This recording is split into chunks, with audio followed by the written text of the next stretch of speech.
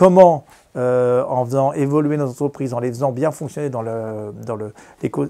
l'économie dans laquelle on est aujourd'hui, comment on arrive toujours à embarquer les plus fragiles dans nos entreprises.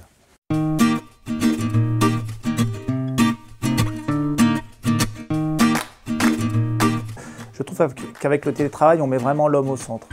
Donc ce que ça apporte, c'est qu'en fait, finalement, auparavant, ce qu'on mesurait, c'était quand même un peu les horaires du salarié, à quelle heure il arrive, à quelle heure il part.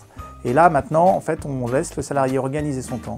Et donc ça, c'est vraiment intéressant en termes de, je dirais, de développement du salarié. Et deuxièmement, ça lui permet aussi, derrière aussi, de gagner beaucoup de temps dans sa journée, dans son équilibre de vie. Les limites, c'est que derrière, on a un risque de perdre le contact avec le salarié qui est en télétravail, puisqu'on ne le voit pas physiquement tous les jours. On ne le voit pas comme on le voyait au bureau. Donc en fait, il faut mettre en place une organisation pour être certain que la personne ne soit pas en décrochage. Donc c'est mettre en place avec le manager des rendez-vous réguliers, d'avoir d'autres personnes de l'entreprise dans d'autres fonctions qui sont en contact avec elle aussi. On doit aider les personnes à avoir cette organisation qui leur permette en fait à un moment donné quand je suis au travail, et quand j'arrête mon travail, voilà, je ne suis plus connecté.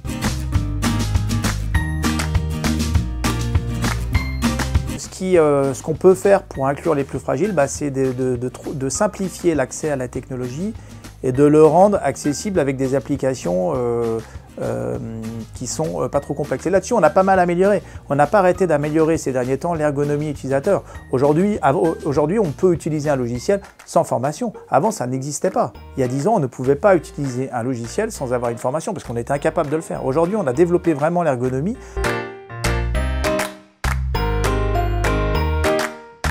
À partir du moment où le progrès technologique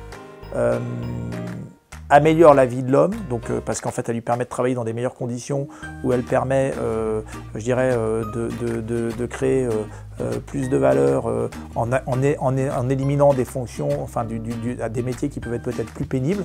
Moi je trouve qu'il n'y a pas vraiment de raison de freiner le progrès. Le rôle qu'en priorité doivent jouer notamment les chefs d'entreprise chrétiens, c'est de toujours avoir ça en tête dans le management de nos entreprises.